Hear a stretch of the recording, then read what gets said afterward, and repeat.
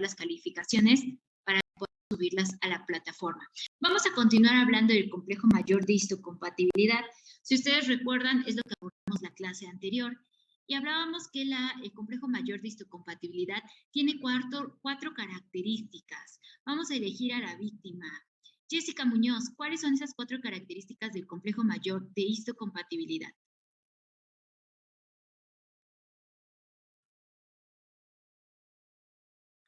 Sí, profe. Él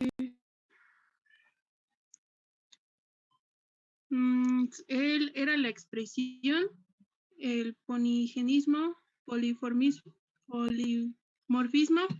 y la codominancia. Y la codominancia.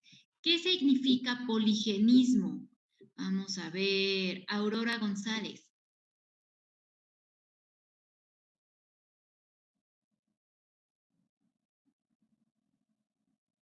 Aurora González a la 1, Aurora González a las 2. Voy a hacer exámenes, chicos. Aurora González a las 3. Belén Pavón. ¿Qué significa poligenismo, Belén? Es cuando las moléculas son codificadas por múltiples genes. Ok, muy bien. Ana Brizuela, ¿qué significa expresión? Que es una característica del complejo mayor de histocompatibilidad. Que son moléculas glicoproteicas unidas a la membrana. Unidas a la membrana, ok, que es donde se expresan este complejo mayor de histocompatibilidad, y poligenismo, pues nos hace un poquito de referencia a que son codificados por múltiples genes, ¿no? Estábamos analizando la fracción 21 del cromosoma 6, donde podemos encontrar precisamente al complejo mayor de histocompatibilidad.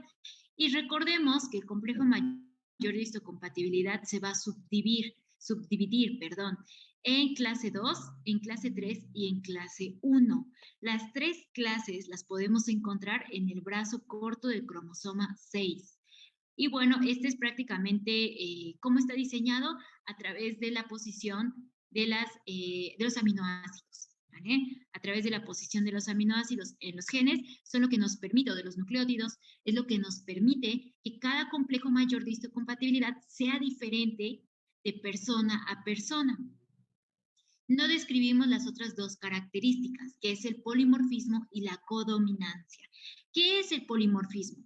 Bueno, el polimorfismo se refiere a la existencia de 2 o más formas de un gen en una población. Por lo regular, la composición es casi única para todas las personas. Yo les decía, es como la huella digital, ¿no? Pero del sistema inmune. Todas son diferentes. Todas las personas somos únicas en nuestro complejo mayor de histocompatibilidad, excepto los gemelos idénticos. Los gemelos idénticos, o también denominados homocigotos, son aquellos que tienen prácticamente la misma información genética. Solo ellos podrían tener el mismo polimorfismo, más bien, el mismo complejo mayor de histocompatibilidad, con las mismas características, solamente en gemelos idénticos. De ahí en fuera, varía de persona a persona. ¿Cuántas veces hemos escuchado en las películas, en los familiares, en las redes, que no sé, soy mamá y yo le quiero donar algún órgano a mi hijo y lo rechaza, ¿no? O no soy compatible, y a pesar de que soy su madre? Bueno, seguramente porque está haciendo atribución a su característica de polimorfismo. Mi composición o mi formación genética no es la misma, a pesar de que yo sea una pariente muy cercana, ¿vale?, a la persona o al huésped.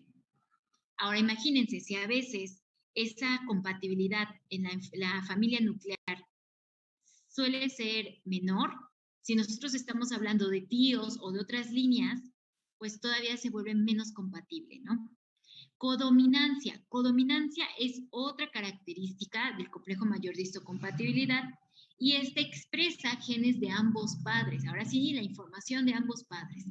Y se encuentra en la superficie de las células. Se dice que, bueno, la codominancia hace referencia a que, a pesar de que nuestro complejo mayor de histocompatibilidad es único, necesita forzosamente la información de nuestros 2 papás. tanto 6 alelos del padre como 6 alelos de la madre podremos encontrar en el cromosoma 6. O sea, cierta parte de la herencia de nuestros padres la podremos observar en nuestro complejo mayor de histocompatibilidad, pero no por eso quiera decir que seamos 100% compatibles. Entonces, ahora que sus papás les digan, es que tú eres mi hijo, sí, soy tu hijo, pero no soy 100% compatible a ti, ¿no? Entonces, eso es una característica del complejo mayor de histocompatibilidad. ¿Cuáles son las funciones en el sistema inmune? Bueno, las funciones principalmente es ser un auxiliar del sistema inmune. Tiene dos funciones, que es el reconocimiento de lo propio y el rechazo de lo extraño. ¿Por qué dice que es un auxiliar del sistema inmune? Porque hay células inmunitarias que ya hacen esta función. ¿Vale? Todas las células inmunitarias, por ejemplo, los neutrófilos, los macrófagos, tienen esta función, ¿no? Ellos reconocen lo que es propio del huésped, pero también reconocen lo que es extraño. ¿Y cómo es que lo rechazan? Lo atacan. Es decir, esta propiedad la hacen las demás estructuras del sistema inmunológico. Por lo tanto, el complejo mayor de histocompatibilidad es un auxiliar en este reconocimiento. Es otra estructura que nos proporciona un reconocimiento de lo propio y un rechazo de lo extraño. Participa en la regulación de la respuesta inmune del individuo y durante el embarazo. De hecho, durante el embarazo es bien importante, porque ¿cómo se pueden explicar que algo diferente a nuestro cuerpo o algo nuevo se está creando en nuestro interior? Bueno, seguramente porque el complejo de mayor de histocompatibilidad lo está permitiendo, lo está reconociendo como propio. Cuando pasan los 9 meses de gestación, por arte de magia, el sistema se da cuenta que eso ya no es propio y también el sistema inmunológico participa en la expulsión del feto. ¿Vale? Lo que es el trabajo de parto es algo realmente sorprendente. ¿Por qué? Porque es un tiempo, es una temporalidad en la que el feto o el producto gestante ya está completo, o sea, ya está completo en madurez estructural, en madurez del sistema nervioso y madurez respiratoria. Pero también es un tiempo que el cuerpo diseña para después rechazarlo, porque al final sigue siendo un agente extraño o que no es propio del cuerpo humano. Entonces, imagínense, el sistema inmune dice, ok, ya pasaron los 9 meses, para afuera, ¿vale? A veces mucho antes, depende, ¿no? Las condiciones del embarazo, pero participa en esta regulación de la respuesta inmune. Si bien sabemos que hay 3 clases, la clase 1, la clase 2 y la clase 3, vamos a conocer qué significa cada una de estas clases. Ya nos falta muy poquito de este tema, es un tema muy chiquito. No sé si tengan alguna duda, chicos. Ok. Y entonces, bueno, tenemos 3 clases, ¿no? El complejo mayor de histocompatibilidad cumple funciones de reconocimiento, de diferenciación y de defensa. Es decir, que aparte de que es auxiliar del sistema inmunológico, reconociendo y rechazando a lo que no es propio, tiene que tener estas características de reconocimiento, de diferenciación, de defensa. Son características que tiene la mayoría de las células inmunitarias. Y bueno, en todas sus clases, o más bien sus clases, dependen de las 3 regiones de agrupación de genes. Me voy a regresar a esta imagen del brazo corto del cromosoma 6. Esto que ven aquí, abajo de cada clase, es una agrupación genética. Por lo tanto, cada clase del complejo mayor de histocompatibilidad también varía entre persona a persona. ¿Vale? Hay algunas características que nos hacen similares, por eso ya se catalogan como clases, pero estas también pueden variar porque son agrupaciones de genes. Y bueno, sobre todo tenemos las dos más conocidas, que es la clase 1 y la clase 2.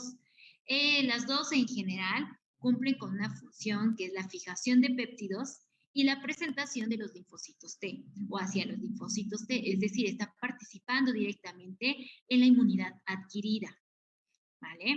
¿Por qué? Porque ya está presentando moléculas a los linfocitos T, que recuerden que los linfocitos T solamente participan en la inmunidad de tipo adquirida. Son linfocitos T cooperadores.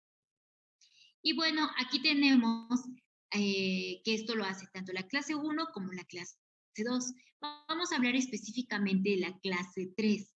La clase 3 se sigue investigando. O sea, todavía se desconoce un poco la participación que tiene en el sistema del complemento, perdón, en el complejo mayor como tal y en la respuesta inmunológica. Se sigue investigando, se sabe que participa en la respuesta inmune, pero no comparte las funciones características del complejo mayor de histocompatibilidad, es decir, no comparte esta parte de reconocimiento, esta parte de diferenciación y de defensa, mucho menos en la fijación de péptidos y presentación a los linfocitos T. No lo hacen. Se desconoce cuál es la característica funcional de la clase 3, pero se sabe que hay una clase 3 porque hay una agrupación de genes presentes que están formando todo el complejo, ¿no? Yo en el artículo que se diseñó para hacer las vacunas de este, ¿cómo se llama? Johnson & Johnson. No sé si ustedes recuerdan que estaba dando mucho síndrome de Guillain-Barré tras la vacuna, etcétera, etcétera. Entonces, yo me acerqué a revisar un poquito la bibliografía y nos decía que el complejo, o más bien la clase 3 del complejo mayor de histocompatibilidad, podría tener una función estructural, es decir, que permite que las clases 1 y 2 realicen sus funciones. Es como si fuera una clase estabilizadora. Y por no tener una función específica, no quiere decir que sea importante o que no sea importante. Sí es importante, porque está estabilizando a todo este complejo.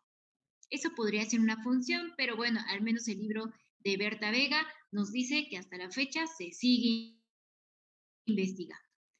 Y vamos a hablar específicamente de la clase 1. La clase 1 la pueden encontrar como MHC1, que nos está hablando de la clase 1 del complejo mayor de histocompatibilidad, y aquí tenemos una imagen que nos hace referencia.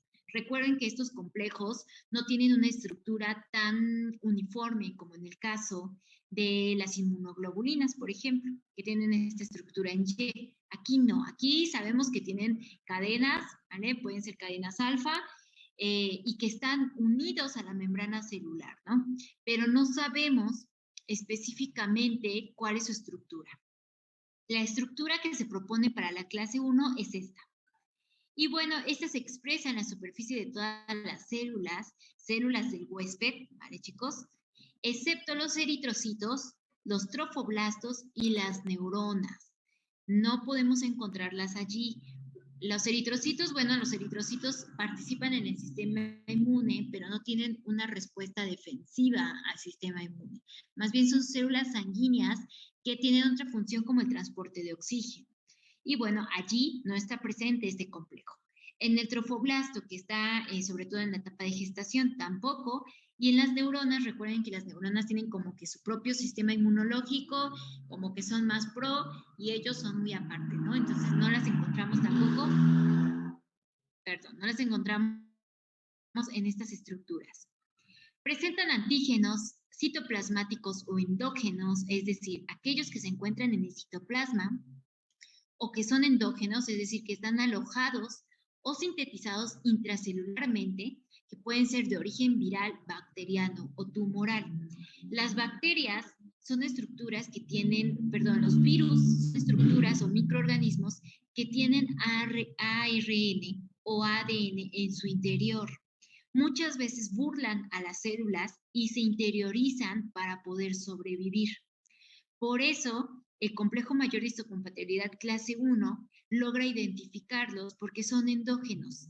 Han atravesado la membrana celular de la célula como tal y por lo tanto están allí purulando, se están replicando, están haciendo de las suyas, pero el complejo mayor de histocompatibilidad tiene esta característica de identificarlos a nivel endógeno. ¿Por qué? Porque esta estructura está atravesando la membrana celular, está tanto en el medio externo o en la matriz extracelular como en el interior de la célula, en el citoplasma. Esa es la característica que tiene. Si ustedes recuerdan, las demás estructuras, por ejemplo, las inmunoglobulinas se quedaban aquí. No interiorizaban o no atravesaban la membrana celular, se quedaban en la parte más externa. Pero el complejo mayor de histocompatibilidad, sí. La clase 2, ahora, por ejemplo, a los que me vayan a hablar de virus, seguramente van a hablar de este apartado. Virus, bacterias, no recuerdo si están en protozoarios, pero creo que también, ¿vale? Entonces, los que van a hablar de virus, bacterias, seguramente nos estarán mencionando cómo está funcionando la clase 1 del complejo mayor de histocompatibilidad. Clase 2, la vamos a encontrar como MHC2, y en condiciones normales va a ser expresada no por todas las células del huésped, sino por células células como estas: linfocitos B, macrófagos y células dendríticas. Únicamente, chicos, únicamente en estas células podremos encontrarlos.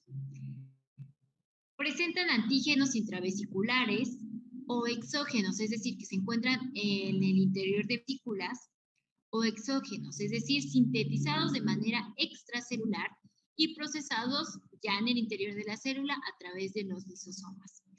¿Quiénes van a presentarles o quiénes van a interactuar con estos antígenos directamente?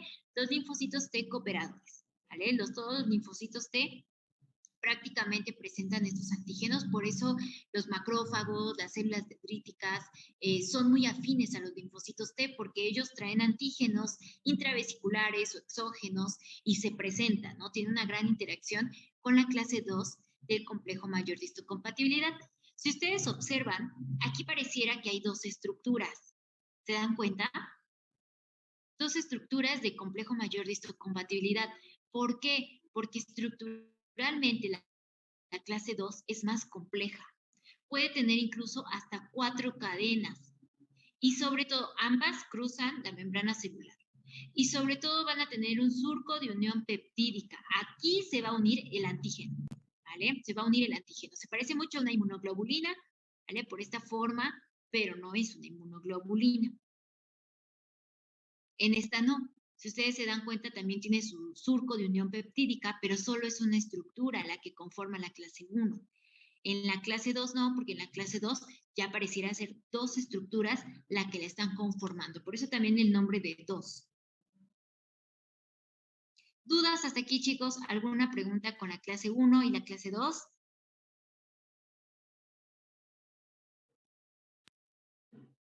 ¿Dudas? ¿Vamos bien? Sí, profe. Sí, profe. Sí, profe. Va, que va. Bueno, la clase 3, porque no la analizamos, recuerden que esta se sigue investigando, hay poca información con respecto a la clase 3 y por eso solamente estamos hablando o damos prioridad a la clase 1 y a la clase 2.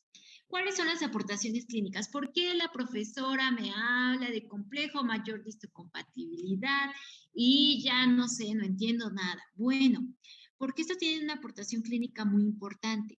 Los productos resultan esenciales para la especificidad inmunitaria y la histocompatibilidad de los trasplantes.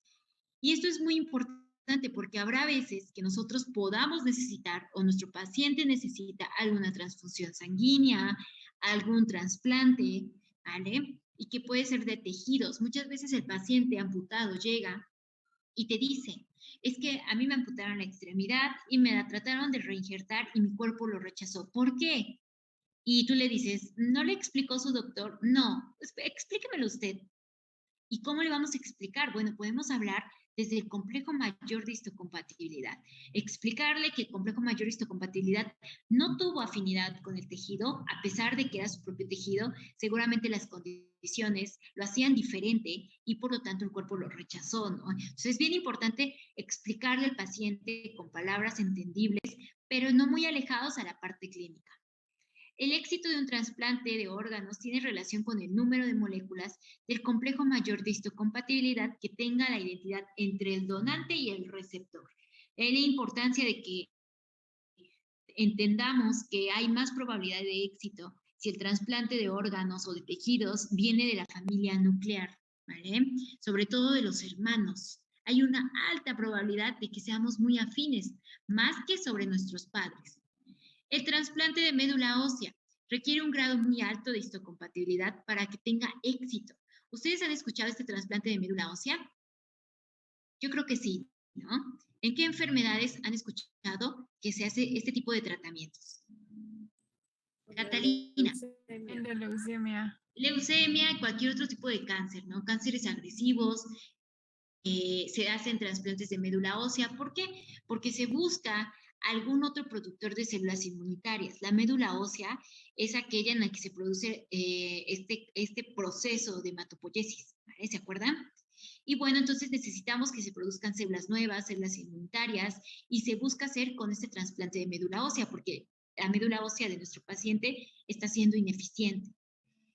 Y bueno, esto sí necesita un alto grado de histocompatibilidad para que de verdad tenga éxito.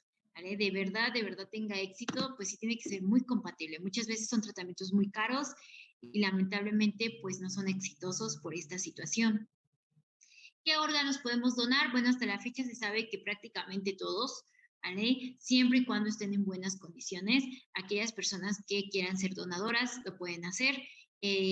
Recuerden que pues es mejor, ¿vale? Darle otra oportunidad de vida a una persona que lo necesite y hasta la fecha, bueno, se sabe que todos los órganos pueden ser trasplantados, pero para esto se necesita una autorización tanto de la persona como del acompañante. Y bueno, también es importante saber cómo está el tejido, ¿no? Si es un tejido íntegro, si es un órgano que realmente valga la pena trasplantarse o no.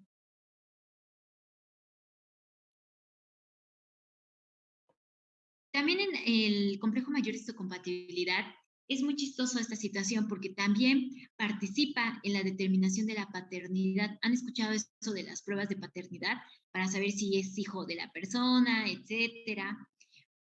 ¿Cómo se hace? Pues a través del análisis del complejo mayor de histocompatibilidad. El estudio de los antígenos del sistema antígeno leucocitario humano, está hablando del complejo mayor, permite confirmar la paternidad en el 90% de los casos. Y si se incluye el de los grupos y subgrupos sanguíneos, la probabilidad incrementa en un 98%. Es decir, que tiene que tener una similitud en el complejo mayor de histocompatibilidad, sí. O sea, sí tiene que tenerla porque proviene del padre. No es sí al 100%, pero sí tiene una alta afinidad. Y todavía si es el mismo tipo sanguíneo, pues esto aumenta en un 98% de que sean padre e hijo, ¿no?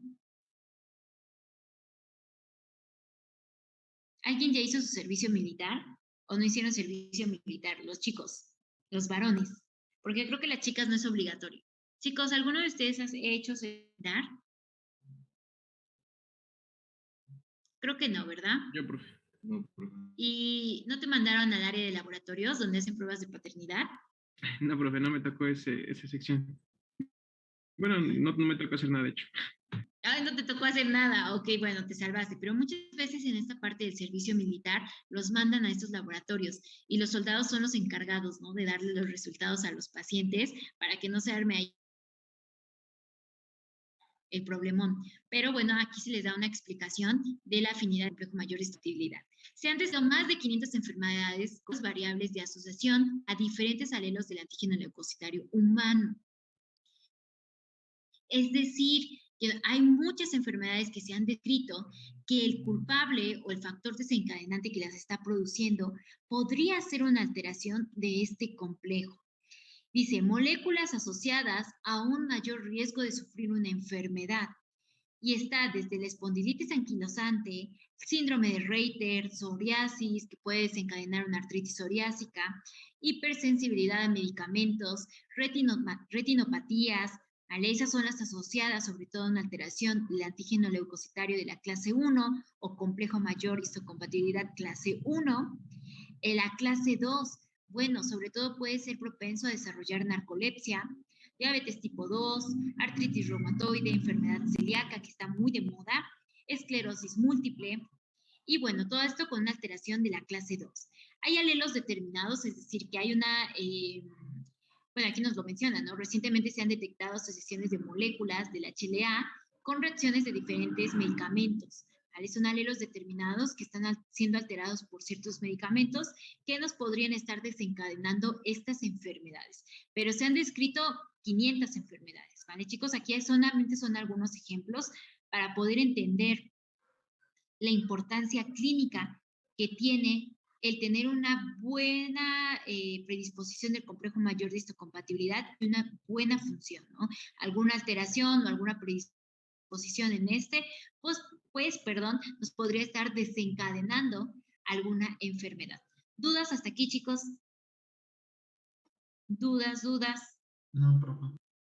Bueno, mañana tendrán una actividad, es una actividad muy pequeñita que habla del complejo mayor de histocompatibilidad y con eso estaríamos concluyendo el tema del complejo mayor de histocompatibilidad. ¿vale? El día jueves estaremos hablando de un tema chiquito y estaremos concluyendo algunas cosas. A partir de la próxima semana empezarían las exposiciones. ¿Cómo va a ser la mecánica de las exposiciones? Los equipos tienen que enviarme sus clases pregrabadas antes y yo estaré publicando las actividades que tienen que hacer. El alumno tiene que ver la clase pregrabada, ¿vale? Tiene que ver la clase pregrabada. ¿Por qué las estamos haciendo pregrabadas? Híjoles, cuando las hacemos en vivo, muchas veces hay problemas a nivel técnico. La red de internet, etcétera, etcétera, y no podemos avanzar y nos limita mucho.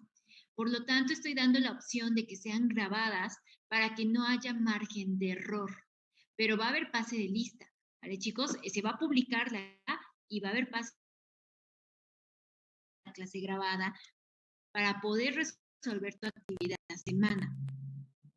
Si no, se te acumulan y si lo quieres hacer todo el día viernes, pues va a ser muy difícil, ¿no? Las actividades semanales o las actividades por equipo no se tienen que repetir. Si el equipo de Catalina hizo un anagrama y Jesús un anagrama, no se pueden las actividades que se pueden hacer, ¿vale? Me preguntaba un equipo, ¿puedo hacer un cuadro comparativo? Bueno, si te funciona, pero si puedes buscar